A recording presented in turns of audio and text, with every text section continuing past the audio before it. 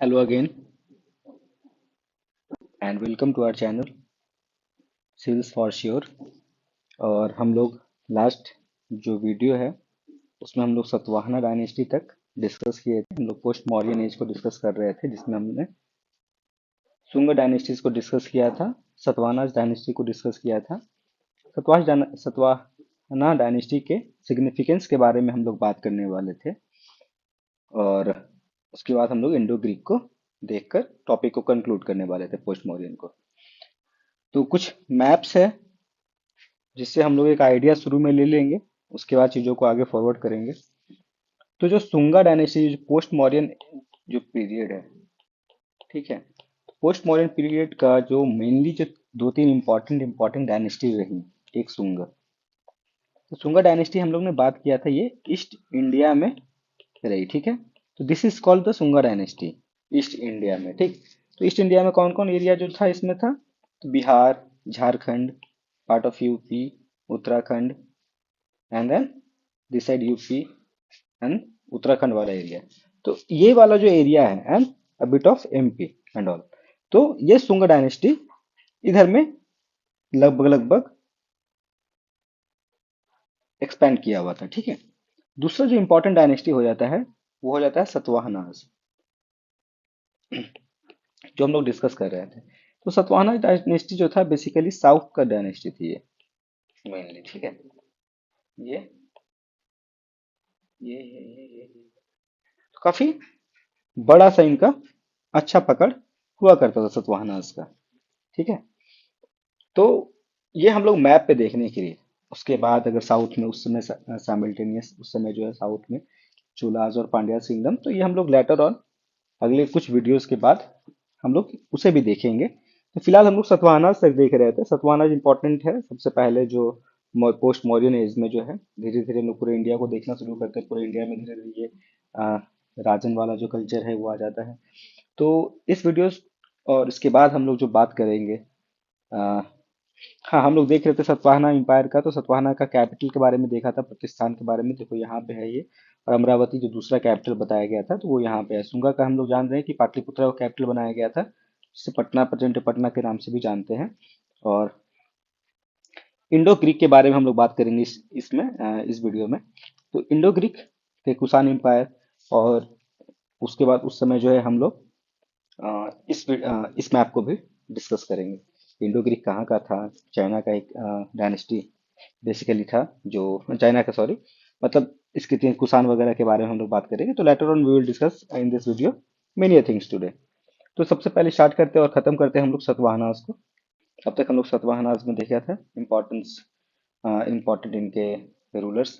सबसे इम्पोर्टेंट जो जिनको फाउंडर बोला गया वो सिमुक थे, और प्रेजेंट डे आंध्र प्रदेश, तेलंगाना और महाराष्ट्र, ये एरिया जो है सतवाहना के अंडर में हुआ करता था। प्राइमरी कैपिटल इनका प्रतिष्ठाना था, और इनका सेकंड कैपिटल अमरावती हुआ करता था। डिफरेंट जगह पे डिफरेंट इंफॉर्मेशन मिली हैं। इन्हें मेगालिथ पीपल भी बोलते हैं, क्योंकि मरने के बाद जो है इन्हें अपने बॉडीज को चार बड़े बड़े चबूतरा, बड़े बड़े पत्थरों का, उससे ढक दिया करते थे, इसलिए इन्हें मेगालिथ पीपल भी बोला गया है। और सिमुक के बाद जो नेक्स्ट इंपॉर्टेंट किंग जो यहाँ के हैं, जिनके बारे में हम लोग पढ़े थे, गौतमीपुत्र सतकर्णी के बारे में। यहाँ पे हमने देखा था उनके नासिक इंस्क्रिप्शन के बारे में, जहाँ पे गौतमीपुत्र सतकर्णी के डिफरेंट अचीवमेंट्स के बारे में दर्शाया हुआ है। नासिक इंस्क्रिप्शन किसके द्वारा बनाया गया था? उनकी माँ के द्वारा, गौतमी के द्वारा। And then we talked about Rudradaman, जो है बाद में गौतमीपुत्र सतकर्णी के बाद वीक सक्सेसर होता है उनका, तो उसका फायदा उठाते हैं रुद्रदमन, और वो फिर अ, उन्हें हरा देते हैं, ठीक है। अब हम लोग देखने वाले थे significance of Satavahanas rule, political setup and administration. इनके इंपॉर्टेंट ऑफिशियल्स जो होते थे वो होते थे अमात्यास, महामत्यास, महासेनापति। तो बहुत ज़्यादा पॉलिटिकल सेटअप बहुत कॉम्प्लेक्स नहीं था। कि जो होता था, he was said to be the upholder of Dharma.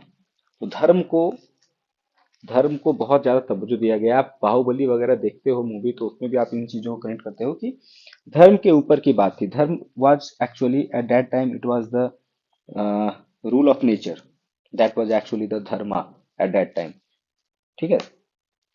Feudal trades can be seen in their administration. हाँ, फ्यूडलिज्म उसमें प्रिवेलिंग थी, फ्यूडल ट्रेड्स मिलते हैं। ठीक है। और practice of tax free land grants to Brahmin, Satavahanas के समय ब्राह्मण्स को जो है टैक्स फ्री लैंड्स दिए गए, बांटे जाते थे। इसके भी बहुत जगह प्रमाण देखते हैं। अमात्यास और महामंत्रास जो होते थे वो डिस्ट्रिक्ट ऑफिसर्स होते थे। ठीक है, जिन्हें आहार भी बोलते थे। और जो रूरल एरियाज, जो गांव वगैरह होता था, उनको जो एडमिनिस्टर करते थे उसको बोलते थे गौलमिका। तो this title, this are important terms which can be asked by BPSC, UPSC, anyone. Okay. So Golmika is administered the rural areas. Katakas and Skandhavaras were the military camps. So if the question is like this कि Satavahana period में कटाक और स्कंधवारा जो होते थे वो क्या होते थे, तो they were the military camps. तो मिलिट्री कैंप्स का भी उस समय, this is very very important. Okay, Kataks and Skandhavara. Dharmashastra not only set ideal for the people, मतलब लोगों के लिए सिर्फ धर्मशास्त्र नहीं हुआ करता था, वो राजा के लिए भी बराबर हुआ करता था। सतवाहना पीरियड के आर्ट एंड आर्किटेक्चर के बारे में अगर हम लोग बात करते हैं तो सतवाहना जो है they promoted and there was a lot of development of architecture. ठीक है। जैसे कि वेस्टर्न घाट में हम लोग बहुत सारे केव्स देखते हैं, रॉक कट केव्स। ठीक। Example for Ajanta, Nashik, Cowley, भाज, कोंडेन और कान्हेरी। तो इन गुफाओं, जो ये गुफाएं बनी थी, ये बनी थी सतवाहनास के पीरियड में। कौन कौन? अजंता की, अजंता, नासिक, काउले, भाज, कोंडेन और Kanheri. This caves were cut into two make chaityas, मतलब बुद्धिस्ट केव टेम्पल। तो बुद्धा का जो है गुफाओं के अंदर में भी टेम्पल हुआ करता था, जिसे चैत्याज बोलते हैं, जिसे जहाँ पे जाके बेसिकली वो लोग मेडिटेशन करते थे। And to make बिहाराज। तो बिहार क्या होता था? जहाँ बुद्धिस्ट लोग रेस्ट करते थे। ठीक है। और कार्ले चैत्या जो है, कार्ले जो है, तो कार्ले चैत्या जो है सबसे बड़ा उनका लार्जेस्ट केव टेम्पल है। तो chaitya is about cave temple as discussed, और कार्ले चैत्या जो है लार्जेस्ट केव टेम्पल है। ओके। तो this are very important information. Nagarjunakonda and Amaravati very important centres of trade and art. तो नागार्जुन कोंडा और अमरावती जो था, अगेन इंपॉर्टेंट, अमरावती कैपिटल भी था इनका। With that Nagarjunakonda they were important centre of trade and art. Okay. Stupas were constructed here, stupas भी मिलते हैं हम लोग को अमरावती वगैरह में, नागार्जुन कोंडा में। और use of white marble too is reported for the first time. For the first time white marble किसके टाइम पे रिपोर्ट की जाती है? सतवाहनास के टाइम पे। Okay. Contributed to the development of Ajanta school of painting, very very important. Ajanta school of painting किस period से relate करता है? तो Ajanta school of painting is related to Satavahana period. ठीक है। और this is very much important, this school of painting is because this is very much famous for beautiful colour combination, मतलब बहुत खूबसूरत कलर सब जो है उसके कॉम्बिनेशन से ये होता है। इसमें ड्राइंग्स वगैरह बहुत अच्छा होता है, और इमोशंस के एक्सप्रेशंस जो है वो मेनली बहुत ही मायने रखते हैं इनके पेंटिंग्स में। इमोशंस कैसा है कैसा नहीं है।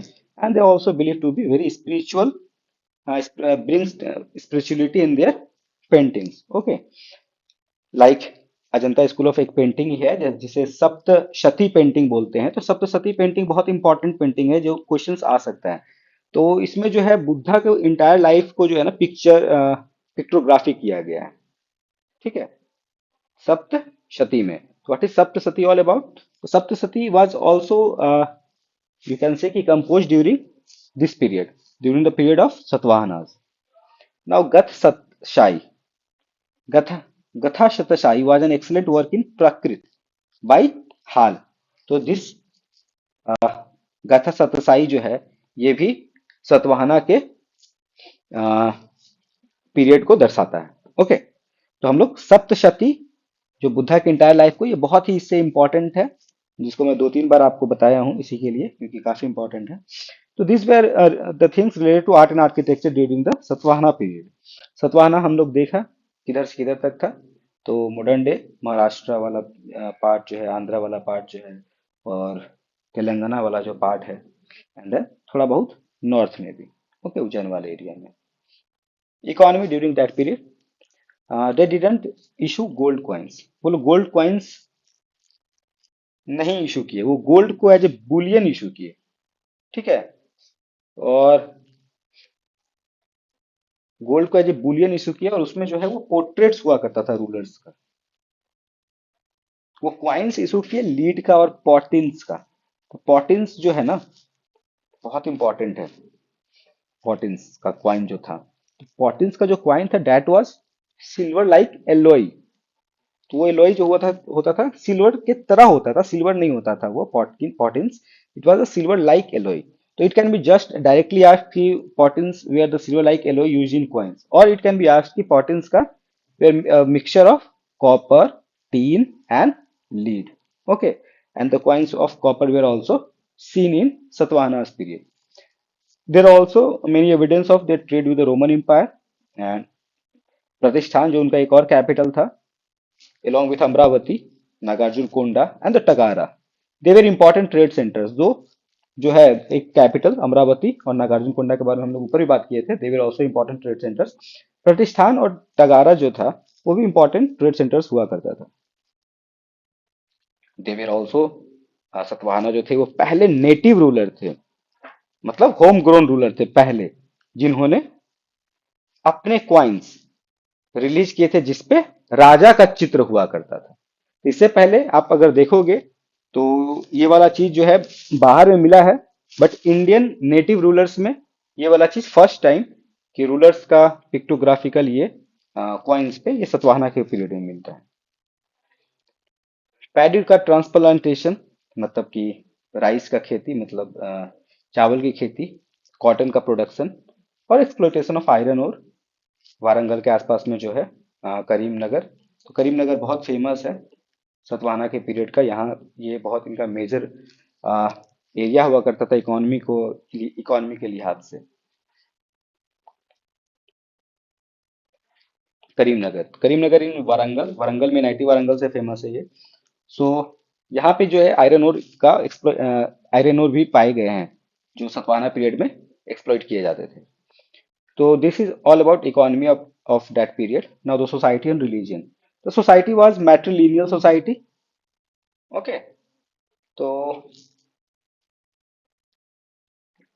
सोसाइटी यहाँ की जो थी, वहां पे राजा का जो नाम हुआ करता था, उनके नाम के आगे जो है माता का नाम लगता था। जैसे सतकर्णी साहब जो थे, जिनका जिनके हम लोग इंस्क्रिप्शन, नासिक इंस्क्रिप्शन का बात किए हैं, जो उनकी माता के द्वारा बनाया गया था। तो सतकर्णी का पूरा नाम जो होता है वो होता है गौतमी पुत्र सतकर्णी, मतलब गौतमी के पुत्र थे सतकर्णी, तो गौतमी पुत्र सतकर्णी। सिमिलरली पुलुमाई एक रूलर थे उनके बाद, सतकर्णी के बाद, तो उनको बोला जाता था वशिष्ठ, वशिष्ठी पुत्र पुलमाई। या उसके बाद एक और सतकर्णी आया पुलमाई के बाद, तो उनकी माता श्री कोई और थी, तो उन्हें बोला जाता है यज्ञश्री सतकर्णी। तो name of the mothers, Satavahana period जो था, वो सतवाहना जो किंगडम था, सातवाहना डायनेस्टी था, that was matrilineal in nature. दो मैट्रिलिनियल नेचर मेल रूलर्स जो है वहां पे दिखते हैं। With the flourishing of Mahayana Buddhism, worship of Krishna and Vasudeva was also common during this period. तो मोस्टली सतवाहनास जो है वो पैटर्न्स किए थे बुद्धिज्म को, बट हिंदुइज्म को भी काफी वो लोग प्रमोट करते थे। They supported both Buddhism and Brahmanism. Although, oh sorry sorry sorry, मैं थोड़ा सा उल्टा बोल गया। Though they were mainly Hindus, mainly Brahmins, but still they supported both Hinduism and Buddhism. और बुद्धिज्म को लेके वो बहुत सारे केव्स वगैरह भी बनाए, बहुत सारे मॉन्क्स के लिए चैत्यास भी बनाए, बहुत सारे वो विहारास भी बनाए। Although they were Hindus and they claim that they were Brahmins. Okay. तो सोसाइटी इस तरीके से काफी टॉलरेंट थी एक दूसरे को लेके, ऊपर से मतलब रूलर तक, ऊपर तक जो है आ, काफी टॉलरेंट एडमिनिस्ट्रेशन दिखने को मिलता है। That's all about the society and the religion at that time. We saw the matrilineal society, we saw the religion at that time कि वो लोग दोनों को ऑलमोस्ट प्रमोट करते थे, but though they claim to be Brahmin in origin. Okay. Literature. Satavahana के time में mainly जितने भी इंस्क्रिप्शन मिलते हैं ना, दे आर रिटन इन प्राकृत, और प्राकृत ही उनका ऑफिशियल लैंग्वेज था सतवाहनाज का। तो सतवाहनाज का अगर ऑफिशियल लैंग्वेज पूछते हैं तो that is PS. For Satavahana it is P, Prakrit. Okay. Satavahana का जो रूलर था हाला, वो खुद भी एक बहुत बड़ा स्कॉलर था। उन्होंने बहुत सारी चीज लिखी थी, जैसे गथ सप्तशती। तो गाथा सप्तशती जो था, हमने डिस्कस किया था सप्तशती के बारे में। इसमें बुद्धा की इंटायर लाइफ को दर्शाते हैं। तो गाथा सप्तशती जो है, तो गाथा सप्तशती को किन्होंने लिखा था? हाला ने। तो गाथा सप्तशती इज ऑल अबाउट गाथा of the Saptashati, means story of the entire life of Buddha. That was Gatha Saptasati. And being ruler himself. Who? Hala. Hala being ruler himself, he was also a great scholar and he only composed the Gatha Saptasati. Very, very important book this is, Gatha Saptasati. Okay. And this is written in Prakrit language. Now, that's all for Satvahanas. We have discussed Satvahanas. Now we will discuss Indo-Greeks. Okay. Without wasting much of the time. Indo Greeks were the Greek people who got settled in India. तो जो Greek के लोग यहाँ पे आए, यहाँ पे धीरे धीरे रहने लगे, यहाँ सेटल कर गए, वो लोग इंडो ग्रीक कहलाए। इंडो ग्रीक का तीन ब्रांच मेनली हम लोग जानते हैं, पढ़ते हैं। कौन कौन से? तो हम लोग यहाँ पे देखेंगे इंडो ग्रीक के तीन ब्रांच जो हैं। एक थे बैक्टीरिया, जो नॉर्थ अफगानिस्तान वाले एरिया जो उधर जो रहते थे उन्हें बोलते थे। दूसरा ब्रांच है तक्षशिला ब्रांच। ठीक है। तो तक्षशिला और साकाल ब्रांच जो है, जो अभी का अ, हाँ, दूसरा तक्षशिला ब्रांच था, और तीसरा उनका जो था वो था सकाल और सियालकोट ब्रांच, जो अभी पाकिस्तान है बेसिकली। तो उनका तीन ब्रांच था इंडो ग्रीक का। The first one was bacteria, the second was in the Afghanistan Takshashila, okay, and the third one was Sialkot. तो तीन ब्रांच थे इंडो ग्रीक के।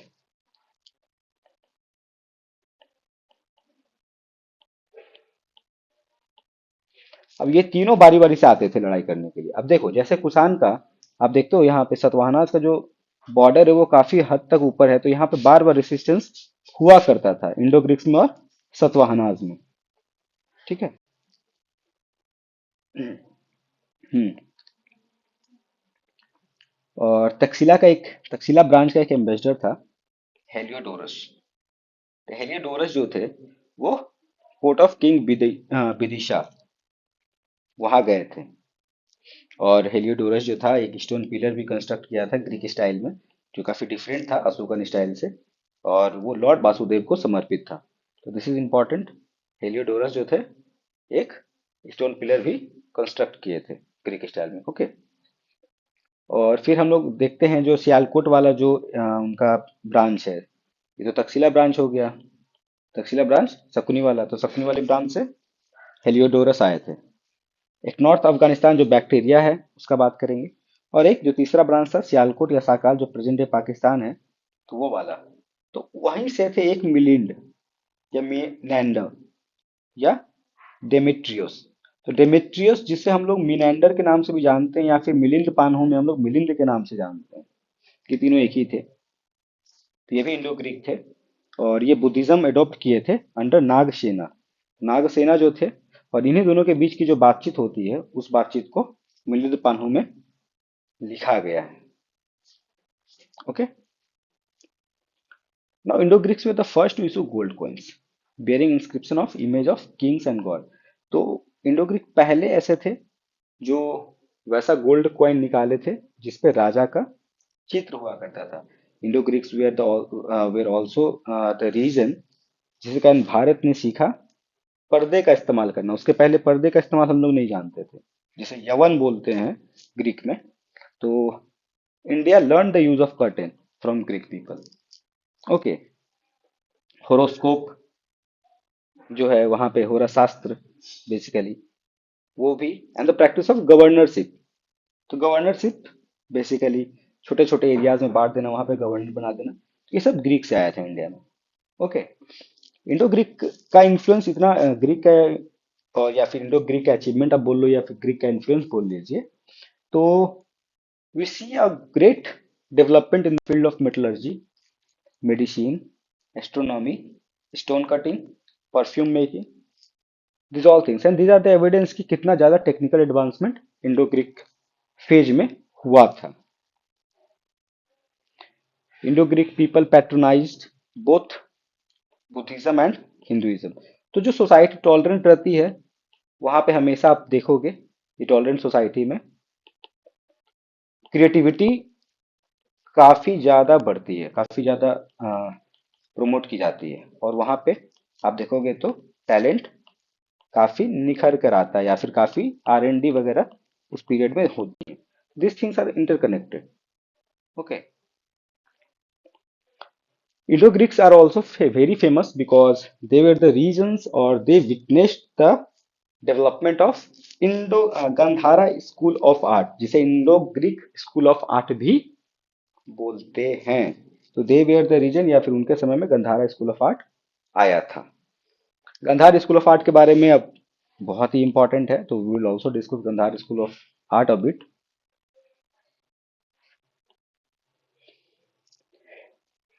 इन this school of art basically the Greek techniques were applied over the Buddhist theme. तो जो वो लोग perform करते थे या फिर कुछ भी करते थे, तो the theme was always Buddhism, और उसमें टेक्निक्स जो यूज हुआ, टेक्निक यूज होता था ग्रीक का। इसलिए इसे ग्रीको बुद्धिस्ट आर्ट भी बोलते हैं। किसे? गंधारा स्कूल ऑफ आर्ट को। ओके। कहाँ कहाँ इंपॉर्टेंट प्लेसेस हैं जहाँ पे गंधारा स्कूल ऑफ आर्ट के एविडेंस मिले हैं? तो they are Takshashila, north western frontier of Akhand Bharat, Peshawar, part of present day Pakistan, Bactria, also part of Akhanda Bharat, Bamyan, and Hada in Afghanistan. So these are the, sorry, Peshawar also, and then Bagram in Kashmir. So these are the places where Gandhara School of Art flourished a lot. और धीरे धीरे हमारे north western part, मतलब कश्मीर और पंजाब में भी देखने को मिलता है लेटर नॉन पीरियड में। मस्कुलर बॉडी, हट्टा कट्टा, बियर्ड, दाढ़ी मूछ के साथ, एंड मुस्टेक। तो वहाँ के बोधा या बोधिसत्वा के जो इमेजेस है गंधारा आर्ट में, उसमें हम लोग देखते हैं उनका मस्कुलर बॉडी दिखाया गया है, काफी ताकतवर, काफी हट्टा कट्टा। उन्हें दिखाया गया है कि वो बियर्ड वगैरह था, मुस्टेक था, मतलब दाढ़ी मूछ वगैरह रखते थे। तो देखो, बुद्ध तो शुद्ध हो गए, बुद्ध तो बुद्ध हो गए। बुद्ध को जिसने जैसे देखा, बुद्ध उसे वैसा दिखा। अब वो रहा पहाड़ी का लोग, अफगानिस्तान वाले भाई, खुद लंबे चौड़े। वो रहे भाई पहाड़ी पे ठंडा वंडा का समय, तो दाढ़ी मूछ उतना कटाना वटाना नहीं, पानी वानी कम, ठंड से बचने के लिए भी दाढ़ी मूछ, तो उनके कल्चर में था। अब मैंने तो राम को काला इसलिए भी देखा ना क्योंकि मैं काला हूं। ये भी तो हो सकता है कि किसी को राम गोरे दिखे हों। तो बुद्धा सबको अलग अलग दिखे, तो वहां के लोगों को बुद्ध उनके तरह दिखे, muscular body, beard, and moustache. तो वहां के बुद्ध और वहां के बोधिसत्व, जिसे इनकारनेशंस भी बोलते हैं। Okay. So these are things which were majorly reported in the Gandhara School of Art. Now use of grey sandstone और outer rob जो रोमन इन्फ्लुएंस दिखाता है, फेशियल इमेज, और एंथ्रोपोमोर्फिक गॉड, मतलब भगवान के रूप में, जो भगवान के रूप में दर्शाया गया, भगवान को मतलब इंसान के रूप में, सॉरी, भगवान को दर्शाया गया। तो these are the things which came from Greek influence. Okay. The anthropomorphic God जो हुआ, ह्यूमन फॉर्म में गॉड दिखाया गया, तो this things came from Greek in Buddhism. Okay. यहीं से बुद्ध को एक भगवान की तरह भी पूछते हैं Gandhara school of art. Now what were the significance of the Indo Greek? तो इंडो ग्रीक बहुत ही इंपॉर्टेंट रखता है एक पार्ट हिस्ट्री में, इसलिए भी क्योंकि we have learned a lot, the intermingling जो अभी मिलता है that has uplifted या फिर that has made the society advance much better. They were the first ruler to issue coins as well as gold coins. They inscribed date and human figures on the coins. Okay, तो उनके coins में date हुआ करते थे और human figures हुआ करते थे. Many coins have been found with the image of Indian deities also. तो भगवान, भारत के भगवान वगैरह जो होते हैं, मतलब गॉड्स, तो गॉड भी बहुत सारे कॉइन्स में दिखते हैं. तो उनको कॉइन्स में रूलर्स, डेट, भगवान की मूर्तियां, बहुत कुछ दिखती है. काफी एडवांसमेंट दिखता है उनका, उनके उनके कॉइन्स. दे ऑल्सो इंट्रोड्यूस ड्रामा. ठीक है, with the use of curtains. तो कर्टेन्स का पहली बार इंडो ग्रीक से ही कर्टेन हमारे यहाँ भारत में आया है. उसके पहले पर्दा नहीं हुआ करता था यहाँ पे. ठीक है. और ड्रामा प्ले जो है, जिसमें ड्रामा, जैसे पहले पर्दा का उठना और पर्दा का गिरना, ये चीजें भी ग्रीक से ही हमारे सोसाइटी में आई. तो इंडो ग्रीक्स जो थे, हम लोग देखते हैं, आगे देखेंगे भी कि दे पैट्रोनाइज बुद्धिज्म. और बहुत अच्छे से वो लोग पैट्रोनाइज के बुद्धिज्म को. और most of the Indo Greek Kings जो थे वो बुद्धिस्ट ही थे. ठीक है. और गंधार स्कूल ऑफ आर्ट में हम लोग इस तरीके से दोनों का इन्फ्लुएंस देखने को मिलता है. तो that was the significance of Indo Greek in our present day society और in that society. Okay, now we will discuss the important dynasties of Indo Greeks, starting from Parthians. So Parthians at the end of 100 BC, few kings with Iranian names like Pahlawas of Indo-Parthians captured northwestern India. Okay, in the reign of Gondophares, the most significant of the Indo-Parthians, son Thomas is said to have come to India for the propagation of Christianity. तो बोला जाता है, question आता है कि सन Thomas किसके समय पे क्रिश्चियनिटी के लिए भारत में पहली बार आए थे. तो वो आए थे गोंडोफेर्स के समय पे. तो गोंडोफेर्स जो थे एक बहुत ही आ, जाने पर मतलब नामी जो है इंडो पार्थियन रूलर हुआ करते थे, गोंडोफेर्स. ठीक है, इंडो पार्थियन रूलर हुआ करते थे. और सन थॉमस जो है उन्हीं के समय पे आए थे यहाँ पे भारत में पहली बार क्रिश्चियनिटी को प्रोपोगेट करने के लिए. ठीक. That's all for Parthian, not much. Sakas and Scythian. Sakas जिन्हें हम लोग जानते हैं, ठीक है, साक डायनेस्टी जिसे हम लोग बोलते हैं, साका नहीं, साक डायनेस्टी बोलते हैं. ये लोग वेस्टर्न चाइना से भारत में आए थे. कहाँ से? ये लोग थे क्या? चाइनीज. तो वेस्टर्न चाइना से आए थे साकास. और जो पहला साका किंग बताया जाता है जिसे, तो उसका नाम जो आता है बहुत सारे इंस्क्रिप्शंस में, तो ही वाज कॉल्ड माउस या मोगा. तो पहला को क्या बोलते हैं? माउस या मोगा. तो बेसिकली चूहा से याद रख सकते हैं आप, पहले साक राजा को mouse. Who is known for inscriptions and series of coins. Okay. Mathura, Ujjain और गिरनार जो था, वो साका रूल का एक तरह से आप समझ लो कि सेंटर्स था इंडिया में. कौन कौन? मथुरा, उज्जैन और Girnar. They ruled in the capacity of हाँ, they ruled in the capacity of satrap. सत्रापास.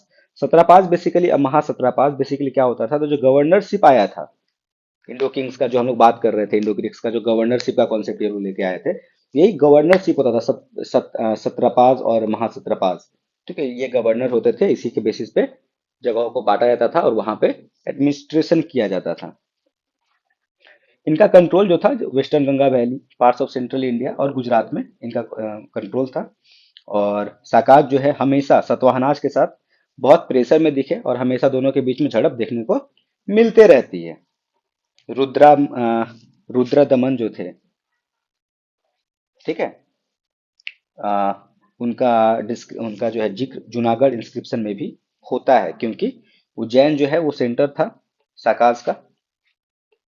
Ujjain जो था वो सेंटर था साकास का, काफी सिग्निफिकेंट था.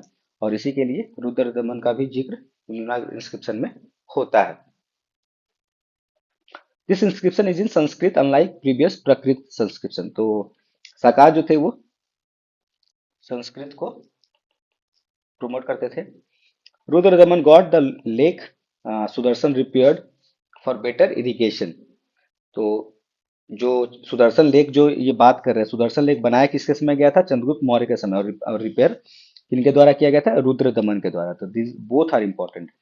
क्योंकि सुदर्शन लेक जो है वो बहुत इंपॉर्टेंट है, और अभी के समय पे तो काफी इंपॉर्टेंट हो गया है। Huge numbers and a great variety of silver coins are reported। ठीक है, तो सिल्वर्स के कॉइन काफी रिपोर्ट किए गए साकाज के समय पे। और patronising Indian art and Indian culture, many of the साकार रूलर्स गॉट देमसेल्फ इंडियनाइज्ड। ये भी बोलता है कि साकाज जो है, जो भारत में जो चाइनीज लोग आके यहाँ रह गए, यहाँ के ये से ढल गए, यहाँ उन्हें पसंद आने लगा और ये वो लोग इंडियनाइज्ड हो गए। तो इंडियनाइजेशन, जिसका कॉन्सेप्ट हम लोग सोशियोलॉजी में पढ़ते हैं, एम एन श्रीनिवास का द्वारा दिया गया है। इंडियनाइजेशन साकाज का जो है बेसिकली वेस्टर्न चाइनीज का हो गया था, वही साकाज कहलाए या सक्स कहलाए।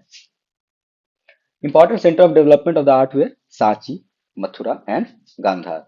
इन तीन जगह पे इंडो ग्रीक और उसी के नाम पे गंधारा स्कूल ऑफ आर्ट भी डेवलप होता है, जो सांची, मथुरा और गांधार में मेनली बटा हुआ है। The king of Ujjain defeated Saka and assume the title of Vikramaditya and established Vikram Samvat. तो किंग ऑफ उज्जैन जो विक्रमादित्य थे, वो साकाज को हराए थे और साकारी का टाइटल लिए थे वो, और उन्होंने ही विक्रम संवत 58 सीई में रिलीज भी किया था।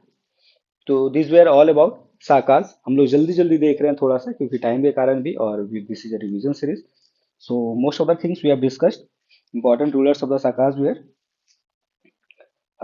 फर्स्ट किंग वाज माउस और Moga, and then many of the kings we see, but they ruled like satraps और महासत्राप्स के सिस्टम से। रुद्र दमन का जिक्र आता है बहुत जगहों पे, जूनागढ़ इंस्क्रिप्शन पे भी उनके द्वारा जो है बहुत फेमस चीज जो हुई थी वो सुदर्शन लेक का रिपेयरिंग हुआ था। साकाज के इरा से हम लोग देखते हैं कि संस्कृत को काफी बढ़ावा मिलता है, और वो लोग जो है इंडियन आर्ट एंड कल्चर को काफी पैट्रनाइज भी किए, और एम एन श्रीनिवास के लैंग्वेज में वो लोग का इंडियनाइजेशन हो गया और वो लोग इंडियंस बन गए। Now the Kushans, the one of the most important rulers or the most important of the Indo-Greek.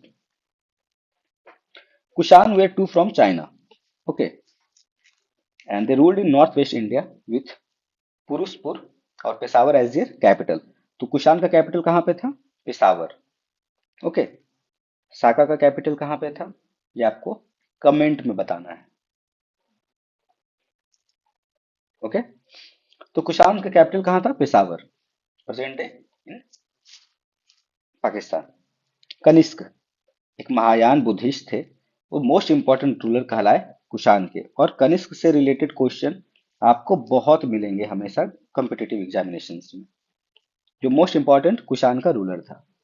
वेम Kadphises, Huvishka and Vasishka were the important Kushan rulers in India. Okay, तो दूसरे और भी जो रूलर्स आए भारत में कुषाण के, उसमें जो इंपॉर्टेंट थे वो थे वेम, कैटफिशेस, हुइस्का और बशिष्का। ओके, फोर्थ बुद्धिस्ट काउंसिल जो हुआ था कश्मीर में हुआ था, कुंडलवन बिहार था एक जगह, तो वहीं पे हुआ था कश्मीर में। और उसके हेड जो प्रेसिडेंट थे वो थे बासुमित्र, और वाइस प्रेसिडेंट उसके थे अश्वघोष। ठीक है, तो अश्वघोष is also important, vice president थे। और ये महायाना बुद्धिस्ट काउंसिल की तरह हुआ था। तो फोर्थ बुद्धिस्ट काउंसिल जो था, ये हुआ था कुषाण के कनिष्क के टाइम पे ही। Kanishk adopted the title of देवपुत्र and has been shown wearing a picked helmet on the some coins। तो कुछ कॉइन्स पे भी मिलता है पिक्ड हेलमेट के रूप में देवपुत्र का टाइटल लिए हुए। तो देवपुत्र का टाइटल किनके द्वारा लिया गया था? बाय कनिष्क। बुद्ध चरित या biography of Buddha was compose by अश्वघोष ऑफ पाटलिपुत्रा। नागार्जुन जो महायान बुद्धिज्म में मध्यमिका फिलॉसफी को दिए थे, और नागार्जुन का जिक्र जो है हम लोग पहले भी देख चुके हैं। बहुत इंपॉर्टेंट इनके बारे में कि मिनेंडर के साथ बात होती है और उन्हें जो है बुद्ध धर्म का जो ये कराते हैं, और यही प्रोपाउंड किए थे माध्यमिक फिलोसफी ऑफ महायान बुद्धिज्म। ठीक है, तो नागार्जुन भी कुषाण के कनिष्क के कोर्ट में हुआ करते थे। नागार्जुन जो थे, basically Nagarjuna was so important in history कि नागार्जुन को या फिर आइंस्टाइन को वेस्ट का नागार्जुन बोला जा सकता है। वैसे बोलते हैं हम लोग नागार्जुन को इंडिया का आइंस्टाइन है, बट ऑटोमेटिक मैंने पहले ही बोला है कि दीज आर वेग। आइंस्टाइन बाद में आए थे, नागार्जुन पहले आए थे। तो आइंस्टाइन को वेस्ट का नागार्जुन बोला जा सकता है, या फिर आइंस्टाइन को, नागार्जुन को फिलहाल तो हम लोग आइंस्टाइन ऑफ इंडिया बोलते हैं। तो ही वॉज सो टैलेंटेड, क्यों? क्योंकि वो उसी समय आइडिया ऑफ रिलेटिविटी पे उन्होंने जिक्र किया है, उनके किताबों में ऐसा दिखता है। नागार्जुन ने सबसे पहली बार आइडिया ऑफ रिलेटिविटी पे, तो ये क्वेश्चन बहुत इंपॉर्टेंट है, यूपीएससी साइंस में ये चीज पूछता है और ये ऑप्शन देता है, और बच्चों को लगता है कि this is wrong, but yes, Nagarjuna has discussed earlier idea of relativity, okay, then Einstein. In 78 CE, Saka era was founded about Kanishka, and they issued gold standard coins of 22 23 carat, जो आज हम लोग सुनते हैं। ये कनिष्क के टाइम पे भी इस तरीके के गोल्ड कॉइन्स जो है स्टैंडर्डाइजेशन हुआ था। Ruling over the region of silk route, चूंकि ये सिल्क रूट पे थे, तो सिल्क रूट पे ऑटोमेटिक वहां से सारा ट्रेड वगैरह होता था, तो ये लोग काफी इस चीज में इकोनॉमिकली प्रोस्पेरस थे। Greater use of saddles in horse riding, armor, turbans, trousers, helmet, long coat और better cavalry are Kushans contribution. तो अगर हम लोग देखते हैं कि एक घोड़ा पे सवार जो होता है ना, घुड़सवार का जो एकदम बेसिकली अच्छे से आर्मर टर्बन हेलमेट वेलमेट सब कुछ लॉन्ग कोट लगा पहना हुआ, ये कुशान एरा का ही कंट्रीब्यूशन है। उनके कोर्ट में काफी अच्छे अच्छे स्कॉलर, काफी बड़े बड़े स्कॉलर हुआ करते थे, जैसे पार्सव, अश्वघोष, बाशुमित्र, नागार्जुन, चरक और Mathura. They also introduce the satrap system, जो बताया अभी मैंने, सत्राप सिस्टम, कि वो छोटे छोटे सत्रापीज में डिवाइड कर देते थे अंडर एक सत्राप, और सत्राप क्या कहलाता था? गवर्नर। तो गवर्नरशिप का इजाद किया था किसने? कुशानाज ने। It was during this time that Buddhism began to spread to Korea और जापान ऑल्सो। तो इसी समय पे, कुषाण के टाइम पे, समुंदर पार किया था बुद्धिज्म, कोरिया और जापान की तरफ गया था। ठीक है। और इस समय तीन अलग अलग स्कूल बहुत फेमस हुए थे, बहुत ज्यादा, जिसमें सबसे ज्यादा फेमस तो गंधार स्कूल हुआ था, जो नॉर्थ वेस्ट इंडिया में हुआ था। उसके अलावा भी अमरावती स्कूल आंध्र के साइड में, और मथुरा स्कूल गंगा वैली में फेमस हुआ था। It is said that Kushan period in Indian history was the predecessor to the golden age of the Gupta period. ये कहा जाता है कि कुषाण पीरियड जो है वो गुप्ता पीरियड के गोल्डन एज होने वाले फेज का प्रीडिसेसर कहलाता है, मतलब जस्ट उसके पिछला ये। तो समझ लो कि किस हद तक सोसाइटी डेवलप्ड हो रखी थी, इसके बाद ही भारत सोने की चिड़िया कहलाया था। संस्कृत लिटरेचर जो है उस समय कुषाण के पीरियड में हम लोग देखते हैं कि काफी डेवलप होने लगा। और फोर्थ बुद्धिस्ट काउंसिल जो हुआ था, यहाँ तक कि वो भी संस्कृत लैंग्वेज में हुआ था। Buddhist council fourth one, that happened in Sanskrit, very very important, okay. और इस तरीके से हम लोग देखते हैं कि कितने डेवलप्ड इंडो ग्रीक ने, और उनका इन्फ्लुएंस कितना बढ़िया रहा, कि आने वाले समय में भारत जो है सोने की चिड़िया कहलाया, या गोल्डन फेज ऑफ इंडिया जो है, that began after the Indo Greek. So that's all for the post Mauryan age. Next period, next ये में हम लोग गुप्ता पीरियड को डिस्कस करेंगे, जिसमें हम लोग चंद्रगुप्त के बारे में, समुद्रगुप्त के बारे में, चंद्रगुप्त द्वितीय के बारे में, कुमारगुप्त और स्कंदगुप्त, इन सभी के बारे में बात करेंगे अच्छे से डिटेल्स में। That is very much important, और which is very much important. And till then हमारे साथ पढ़ते रहिए, let's study together, and do like, share and subscribe our videos, and please subscribe as much as possible if you think this is helpful for others. Thank you for your patience hearing.